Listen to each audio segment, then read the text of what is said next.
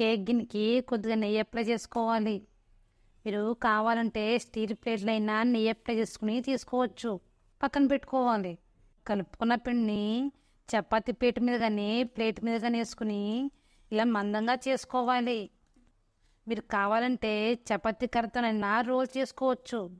ఇలా 1 ఇంచ్ మందాన్ని చేసుకోవాలి. గాజు గ్లాస్తో కానీ స్టీల్ గ్లాస్తో కానీ తీసుకుని మూన్ షేప్ వచ్చేటట్టు కట్ చేసుకోవాలి.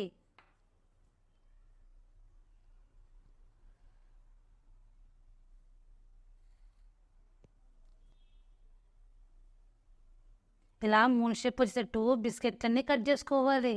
చేసుకున్న బిస్కెట్లని మనం నెయ్యి రాసుకున్న కేక్ గిన్నెలో పెట్టుకోవాలి. మిగిలినవన్నీ ఇలానే కట్ చేసుకోవాలి. మిగిలిపోయిన పిండి ఉంటుంది కదా, మళ్ళీ మందంగా చపాతీలా చేసుకోవాలి.